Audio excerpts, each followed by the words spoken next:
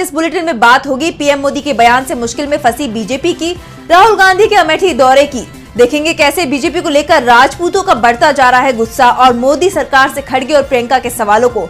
जानेंगे नागालैंड में क्यों हुआ चुनाव के बहिष्कार का ऐलान और बुलेटिन के आखिर में देखेंगे जाने माने कार्टूनिस्ट इरफान की किस खबर पर पड़ी तिरछी नजर। लेकिन तमाम बड़ी खबरों से पहले एक नजर आज की सुर्खियों पर। 24 का जो इलेक्शन होगा वो इस देश के इतिहास में एक बेमिसाल इलेक्शन होगा। आप सबसे हाथ जोड़कर निवेदन करता हूं कि सिर्फ और सिर्फ देश हित के मुद्दों पर वोट करिए। जाति, धर्म, क्षेत्र जो भी आकर आपसे कहे मारिए सर दौड़ाकर, सब एक हो जाइए। पश्चिम बंगाल के मुर्शिदाबाद मामले पर कलकत्ता हाईकोर्ट सख्त, कहा रामनवमी पर जहां हुआ सांप्रदायिक टकराव वहां नहीं दे सकते चुनाव की अनुमति।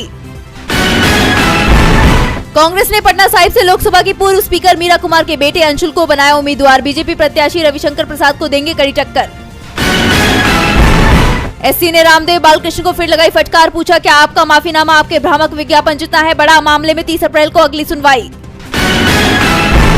शेयर बाजार में तेजी, 89 अंकों की तेजी के साथ 73,738 पर बंद हुआ सेंसेक्स, तो 31 अंकों की तेजी के साथ 22,368 पर बंद हुआ निफ्टी। ये तो थी सुर्खियां। बात आज की सबसे बड़ी खबर की। पीएम नरेंद्र मोदी के राजस्थान के बांसवाड़ा वाले भाषण के बाद चुनाव आयोग की भूमिका पर लगातार सवाल उठ रहे हैं और अब टोंक सवाई माधोपुर में पीएम ने और भी तीखा बयान दे दिया। पीएम मोदी ने दावा किया कि कांग्रेस दलित आदिवासियों के आरक्षण छीनकर मुसलमानों को देना चाहती है। पीएम के बयान पर कांग्रेस सहित विपक्षी दलों ने उन्हें घेर लिया है।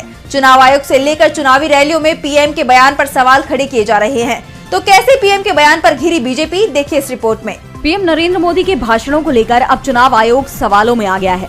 पीएम मोदी की देखा देखी अब बीजेपी के दूसरे नेता भी तीखी बयानबाजी कर रहे हैं। इसे लेकर विपक्षी दलों ने बीजेपी को घेर लिया है।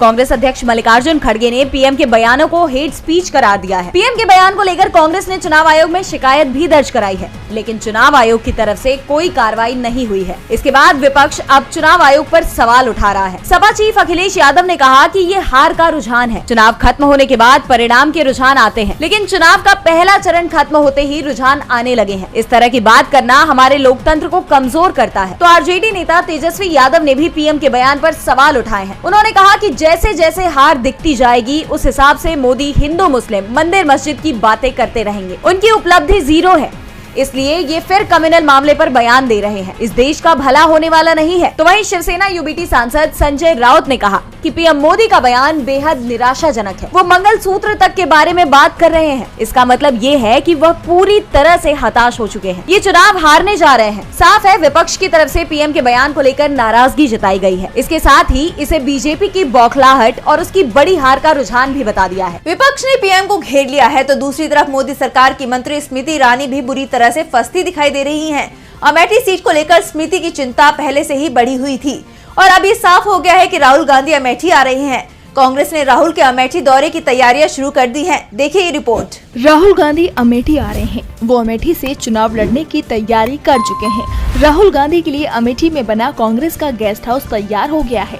अमेठी के गौरीगंज में कांग्रेस का कार्यालय है और इसी कार्यालय में कांग्रेस का गेस्ट हाउस भी बना हुआ है। गांधी परिवार के सदस्य जब भी अमेठी जाते हैं तो इसी गेस्ट हाउस को वो अपना ठिकाना बनाते हैं और अभी गेस्ट हाउस एक बार फिर से तैयार हो गया है गांधी परिवार के स्वागत के लिए। गेस्ट हाउस में पिछले 10 दिनों से रंग रोगन का काम चल रहा था, जिससे साफ संकेत मिल गए थे कि राहुल गांधी अमेठी से चुनाव लड़ने का फैसला कर चुके हैं। इंतजार सिर्फ वायनाड में होने वाली वोटिंग का चल रहा है। केरल की वायनाड सीट पर 26 अप्रैल को वोटिंग है और यहाँ चुनाव प्रचार 24 अप्रैल बुधवार को समाप्त हो रहा है। वायनाड सीट पर वोटिंग होने के बाद कांग्रेस की तरफ से अमेठी सीट पर उम्मीदवार के नाम का ऐलान कर दिया जाएगा और जो संकेत है उसमें साफ है कि राहुल गांधी ही अमेठी सीट से कांग्रेस के उम्मीदवार होंगे। इसीलिए अब अमेठी में कांग्रेस के कार्यकर्ता राहुल गांधी के चुनाव प्रचार में जुट गए हैं। उन्होंने उम्मीदवारी के नाम का ऐलान होने का इंतजार भी नहीं किया। कांग्रेस कार्यकर्ताओं में दिख रहा ये उत्साह बीजेपी नेता स्मृति ईरानी की अब चिंता बढ़ा रहा है। राहुल के अमेठी आने की खबर से ही स्मृति ईरानी की नींद उड़ गई है तो दूसरी तरफ राजपूतों के विरोध ने पूरी बीजेपी की नींद उड़ा दी है। जगह जगह क्षत्रिय समाज की महापंचायतें हो रही हैं और बीजेपी का विरोध का ऐलान हो रहा है। इसी कड़ी में अब राजस्थान की करणी सेना ने बीजेपी को सख्त चेतावनी दे दी है। तो क्या चेतावनी दी करणी सेना ने, जानने के लिए देखिए खास रिपोर्ट।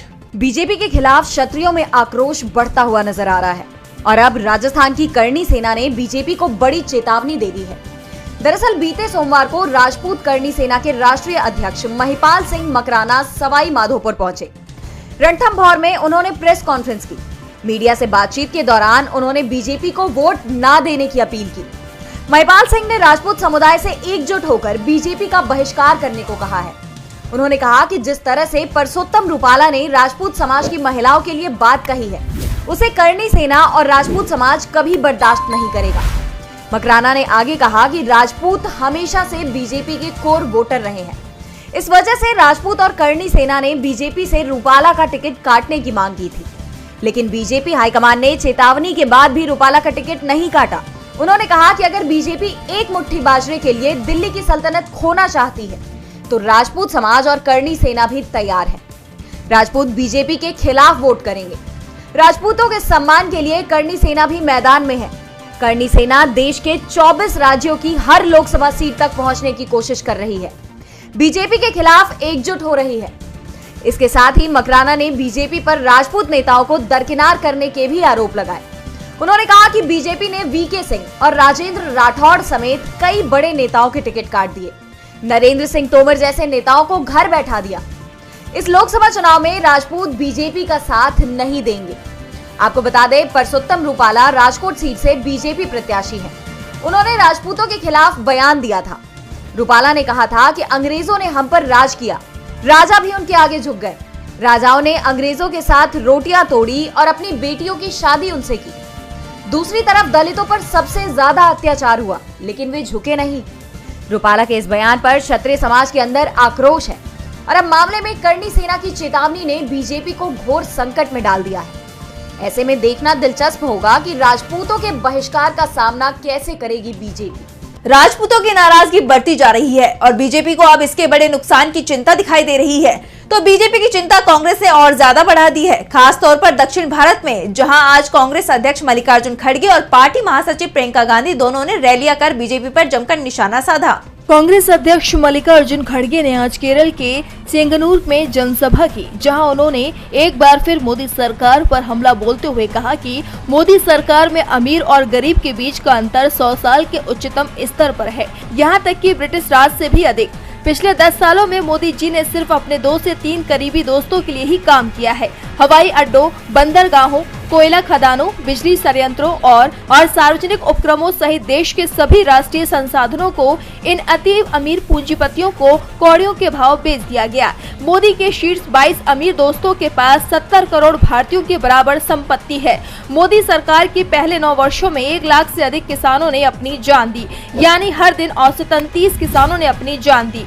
स्वतंत्र भारत में पहली बार किसानों पर कर लगाया गया। तो वहीं प्रियंका ने कर्नाटक के चित्रदुर्ग में रैली करते हुए मोदी सरकार पर आरोप लगाते हुए कहा कि आज देश की 2 सच्चाई है। पहली, देश में बेरोजगारी और महंगाई बढ़ रही है, और दूसरी जो आप टीवी पर देखते हैं, जिस पर पीएम मोदी कहते हैं कि हमारा देश आगे बढ़ रहा है। आज हमारे देश में 45 साल में सबसे ज्यादा बेरोजगारी है। केंद्र में 30 लाख पद खाली है, लेकिन इसको भरा नहीं गया है। आपसे बहुत सारे वादे किए गए थे, लेकिन उन्हें पूरा नहीं किया गया। कांग्रेस ने मोदी सरकार की असफलताओं को जनता के सामने लाकर रख दिया है। तो दूसरी तरफ मोदी सरकार की असफलताओं का एक उदाहरण नागालैंड में भी दिखाई दे रहा है। यहाँ अलग राज्य की मांग को लेकर विरोध तेज हो गया है। बात चुनाव के बहिष्कार तक पहुँच गई है। तो क्या है पूरा मामला, देखिए ये रिपोर्ट। देश के उत्तर पूर्वीय राज्यों में परिस्थितियां दिन प्रतिदिन बिगड़ती हुई नजर आ रही हैं। चुनाव के दौरान कहीं मतदान बूथ पर फायरिंग की घटना सामने आ रही है, कहीं ईवीएम तोड़े जा रहे हैं, तो कहीं चुनाव का बहिष्कार हो रहा है। नागालैंड की जनता में सरकार के खिलाफ नाराजगी बढ़ती जा रही है। विरोध कर रहे लोग अलग राज्य के मांग पर अड़े हैं, लेकिन सरकार उनकी मांग मानने के लिए तैयार नहीं दिख रही। ऐसे में नागालैंड में चुनाव का बहिष्कार नजर आया। राज्य के जिस हिस्से में विरोध हो रहा है, वहां 4 लाख से ज्यादा लोग रहते हैं। इसके लिए सरकार ने 738 पोलिंग बूथ बनवाए, लेकिन 19 अप्रैल को पूर्वोत्तर राज्य नागालैंड के 6 पूर्वी जिलों में वोटिंग शून्य रही। 2019 के चुनाव में नागालैंड की 83% जनता ने वोट दिया था, जो आंकड़ा इस बार 56% पर ही सिमट गया। दरअसल नागालैंड की eastern Nagaland people's organisation ENPO ने लोगों को मतदान न देने की धमकी दी थी और इन क्षेत्रों में न सिर्फ नागालैंड की जनता ने वोटिंग का बहिष्कार किया, बल्कि इन 6 जिलों के 20 विधायकों ने भी वोट नहीं डाला, जिनमें 4 विधायक बीजेपी के भी थे। ये संगठन नागालैंड से अलग होकर फ्रंटियर नागालैंड बनाने की मांग कर रहा है। इसे लेकर राज्य के मोन, द्वेसांग, किफिरे, लोंगलेंग, नोकलाक और शामाटोर जिलों में बीते 2 महीने से लगभग सब कुछ बंद है। बाजार बमुश्किल खुल रहे हैं और स्कूल जब संगठन कह दे तब बंद कर दिए जा रहे हैं। इस पर ENPO प्रमुख R सापिक्यू सांगताम ने कहा कि हम हिंसा नहीं चाहते, इसलिए हमने चुनाव पर बंद वापस ले लिया था। तो वहीं ENPO के सचिव W मावांग कोन्याक ने गतिरोध के लिए सरकार को जिम्मेदार बताया है। चुनाव से पहले सरकार के खिलाफ उत्तर पूर्वीय राज्यों में आक्रोश बढ़ता दिखाई दे रहा है। अब ऐसे में जनता के गुस्से को कैसे शांत करेगी मोदी सरकार, ये देखने वाली बात होगी। 6 जिलों के 4 लाख मतदाताओं के चुनाव के बहिष्कार के ऐलान से बीजेपी की मुश्किल बढ़ती दिखाई दे रही है। एक तरफ बीजेपी मुश्किल में है तो वहीं दिल्ली के CM अरविंद केजरीवाल को बड़ी राहत मिली है। केजरीवाल अपनी गिरफ्तारी के बाद से ही जो डिमांड कर रहे थे वो अब पूरी हो गई है। जेल प्रशासन केजरीवाल के आगे झुक गया है। तो क्या है पूरा मामला, देखिए इस रिपोर्ट में। दिल्ली के मुख्यमंत्री अरविंद केजरीवाल कथित शराब घोटाले मामले में तिहाड़ जेल में बंद हैं। इस दौरान उनके स्वास्थ्य को लेकर हंगामा मचा हुआ है। आम आदमी पार्टी की तरफ से आरोप लगाया गया है कि जेल में उनका ब्लड शुगर लेवल बढ़ रहा है और वजन कम हो रहा है। वहीं इस मुद्दे पर तिहाड़ जेल के डायरेक्टर जनरल ने बयान जारी किया है। CM केजरीवाल के वजन घटने के आरोपों पर तिहाड़ जेल के DG संजय बेनीवाल ने कहा कि किसी कैदी की निजी जिंदगी के बारे में हम कमेंट नहीं कर सकते और करने भी नहीं चाहिए, क्योंकि ये प्राइवेसी का मामला है। आपको बता दें कि जेल में केजरीवाल का शुगर लेवल लगातार बढ़ रहा था। उनका शुगर लेवल 320 तक पहुंच गया था। इसके बाद उन्हें इंसुलिन दी गई है। शराब घोटाले मामले में केजरीवाल की गिरफ्तारी के बाद उन्हें पहली बार इंसुलिन दी गई है। तिहाड़ सूत्रों ने बताया कि केजरीवाल को सोमवार शाम को इंसुलिन दी गई। एम्स के डॉक्टर ने सलाह दी थी कि अगर बहुत जरूरी हो तभी इंसुलिन दी जाए, जिसके बाद केजरीवाल को इंसुलिन दी गई। इससे पहले तिहाड़ जेल में केजरीवाल को इंसुलिन न दिए जाने के मुद्दे पर आम आदमी पार्टी के सैकड़ों कार्यकर्ताओं और नेताओं ने तिहाड़ जेल के बाहर प्रदर्शन किया था। केजरीवाल को थोड़ी राहत मिली है, लेकिन देश के दिग्गज उद्योगपति गौतम अडानी को राहत नहीं मिलेगी, इसका ऐलान कांग्रेस ने कर दिया है।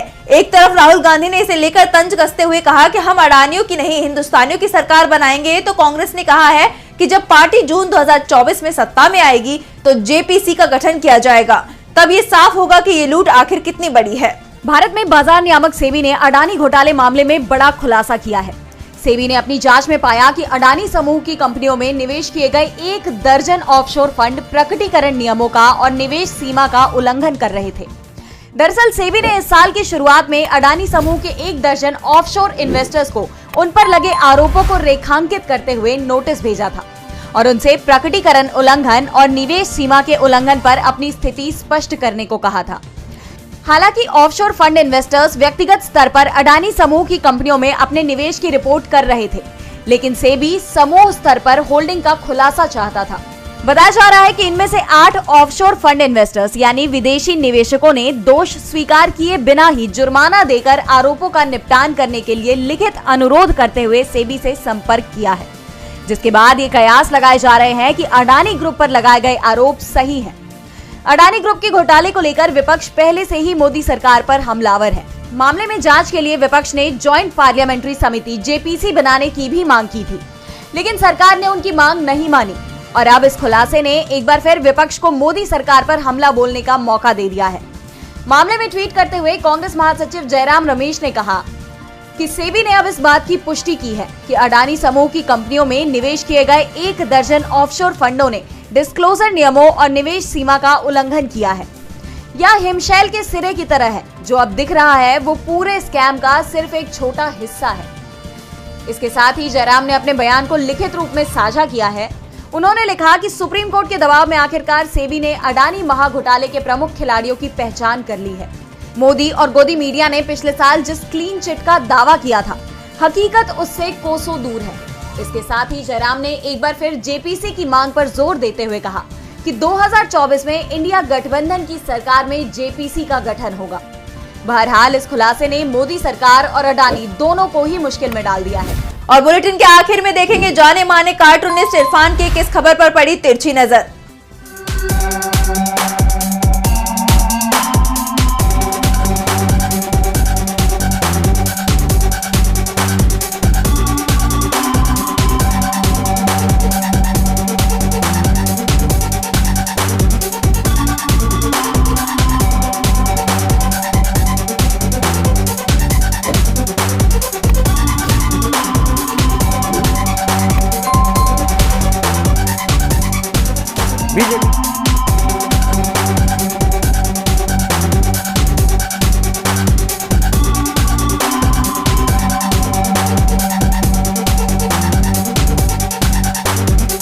चौकीदार पूरे फॉर्म में हैं, कह रहा है कि जागते रहो। कल पीएम ने अपनी सभा में कहा कि कांग्रेस अगर सत्ता में आई तो वो महिलाओं के गले के मंगलसूत्र भी उतरवा लेगी। आज उन्होंने कहा कि अगर कांग्रेस सत्ता में आई तो आपके पास में अगर 2 मकान है तो उनमें से वो 1 मकान आपका ले लेगी। चलिए, कम से कम उससे तो अच्छा होगा कि जो लोग आपको 1 मकान बनाने के लायक भी नहीं छोड़ेंगे।